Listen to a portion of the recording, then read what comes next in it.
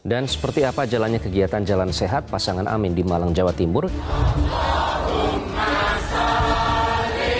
Gus Imin, ini seberapa optimis sih Gus pasangan Amin dalam pemilu 2024 melihat tadi masyarakat di Malang yang sebegitu antusias ingin mendengar pesan perubahan? Ya, seperti yang kita saksikan tadi ya, Rona. Bagaimana antusiasme teman-teman, sahabat-sahabat, warga Malang Raya, khususnya Kota Malang ini begitu semangat. Tapi yang saya agak surprise adalah istilah perubahan ya, koalisi perubahan atau harapan perubahan. Itu awalnya aku meragukan juga. Apa masyarakat bisa memahami makna perubahan? Ternyata setelah saya keliling di seluruh Indonesia, gejolak perubahan, dinamika keinginan berubah itu tinggi sekali.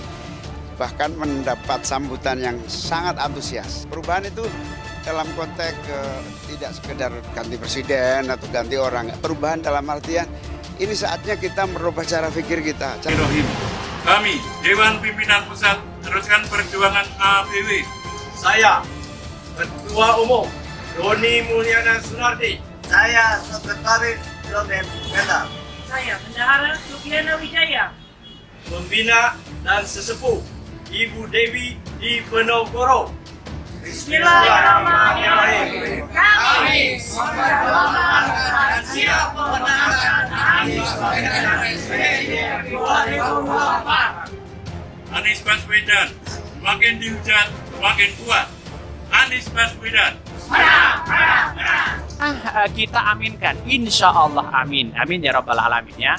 Menunjukkan bahwa apa yang dilakukan Anies Caimin sekarang di Jawa Tengah itu menjadi potensi yang sangat luar biasa begitu. Sampai ya PDIP garu-garu begitu kan, ketar-ketir mereka begitu ya. Melihat Anies Caimin di situ begitu. Karena pada akhirnya banyak dukungan-dukungan kepada Anies Caimin di Jawa Tengah begitu kan ya. Melihat realitas dan perkembangan politik hari ini banyak yang mengatakan bahwa Anies Caimin bisa menang satu putaran. Wow. Ini biasa saja terjadi begitu. Kira-kira seperti itu begitu. Karena pada akhirnya lihat saja bahwa apa yang dilakukan oleh Anies Caimin ini benar-benar luar biasa masifnya begitu. Pergerakannya di Jawa Tengah mengumpulkan massa hari ini, sedangkan Pak Ganjar dan wakilnya masih belum mencari jodoh sana sini begitu. Akhirnya tinggal 1 bulan saja ini sudah mau pendaftar di KPU begitu kan. Bayangkan, ini semakin mantap Anies Caimin ini begitu. Kita buktikan aja mereka begitu. Menambah keyakinan saya sebagai wakil ketua Partai Nasdem bahwa pilihan-pilihan yang dilakukan oleh Partai Nasdem, oleh ketua Partai Nasdem mendeklarasikan Anies Baswedan itu bukan pilihan yang salah, tapi itu adalah kehendak daripada rakyat Indonesia. Itu adalah kemampuan seorang Surya Paloh mencium apa yang diinginkan oleh masyarakat Indonesia. Oke, insya Allah satu putaran. Dan bahkan ya ini tekad Muhaimin Iskandar bilang PKB kalahkan PDIP di Jawa Tengah. Wow, luar biasa begitu. Bahkan Ketua Umum PKB sekaligus Baca Pres Koalisi Perubahan Gus Muhaimin mengaku memiliki tekad unggul dari PDIP. Sudah clear di situ begitu. Kader PKB diminta bekerja keras agar suara PKB bisa mengalahkan PDIP di Jawa Tengah. Bahkan ya kulo nuwun panjenengan sedaya begitu ya, memerintahkan ya sedaya anak buah bergerak masif ya 2 bulan ke depan ini. Insya Allah targetnya nggak usah ya dur-dur ya tinggi-tinggi, atau PKB ngalahi atau mengalahkan PDIP nang di Jawa Tengah, kata Caimin ya.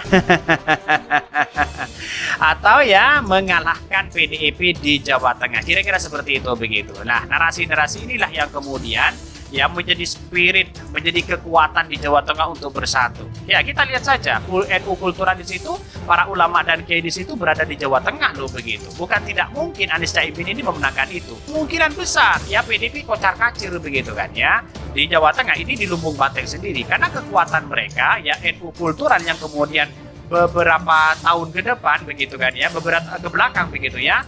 Baik di 2014, mulai di zaman Pak SBY, PKB tetap berada di situ begitu.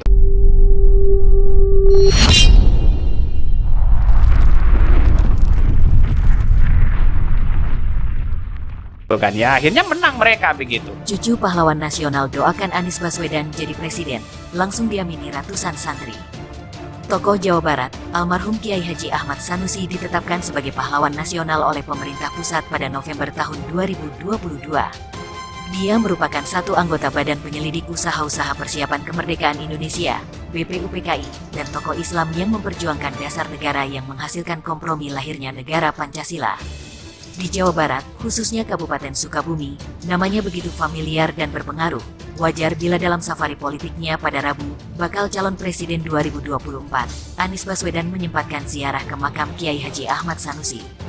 Makam berada di area Ponpes Syamsul Ulum, yang kini dipimpin oleh Neni Fauziah, cucu Kiai Haji Ahmad Sanusi. Semoga rahmat Allah diturunkan hari ini untuk mengintarkan keinginan kita semua menjadikan Pak Anies sebagai presiden yang akan datang, ucap Haji Neni, disambut petik takbir para tamu dan undangan. Umi Neni, sapaannya, tak mau memanggil calon presiden pada Anies. Jangan panggil calon presiden, tapi presiden 2024, karena dengan doa, ini bisa dikabulkan, kata dia. Dia menitipkan aspirasinya kepada Anies yang diusung Koalisi Perubahan, dengan harapan dapat memajukan pendidikan pesantren, melakukan perubahan, dan merajut perdamaian. Kita titipkan pada Pak Anies harapan dan cita-cita terutama pendidikan di pesantren lebih baik, ada keikhlasan, adakan perubahan, ciptakan tanda perdamaian, ujarnya. Umi Neni bercerita, Bung Karno sempat mengadakan perundingan dengan alem Kiai Haji Ahmad Sanusi. Saat itu, Bung Karno belum jadi presiden. Hari ini Pak Anies berkumpul juga di rumah ini, sebelum dia jadi presiden, ujar Umi Neni dengan suara bergetar. Sementara itu, Anies mengucapkan terima kasih pada keluarga besar Ponpes Syamsul Ulum sudah berkenan menerima kehadirannya.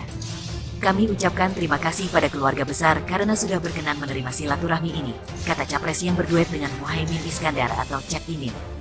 Umi Neni, sapaannya, tak mau memanggil calon presiden pada Anies. Jangan panggil calon presiden, tapi presiden 2024, karena dengan doa, ini bisa dikabulkan, kata dia.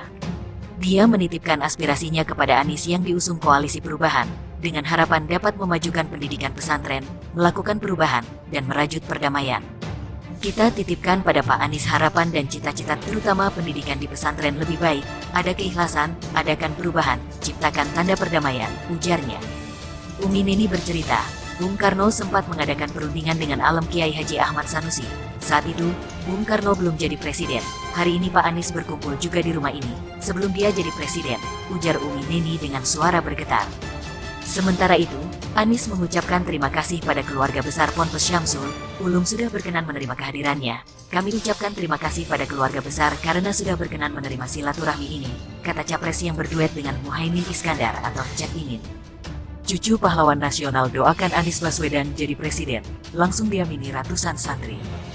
Tokoh Jawa Barat, almarhum Kiai Haji Ahmad Sanusi ditetapkan sebagai pahlawan nasional oleh pemerintah pusat pada November tahun 2022. Dia merupakan satu anggota Badan Penyelidik Usaha-Usaha Persiapan Kemerdekaan Indonesia, BPUPKI, dan tokoh Islam yang memperjuangkan dasar negara yang menghasilkan kompromi lahirnya negara Pancasila. Di Jawa Barat, khususnya Kabupaten Sukabumi, namanya begitu familiar dan berpengaruh. Wajar bila dalam safari politiknya pada Rabu, bakal calon presiden 2024, Anies Baswedan menyempatkan ziarah ke makam Kiai Haji Ahmad Sanusi. Makam berada di area Ponpes Syamsul Ulum, yang kini dipimpin oleh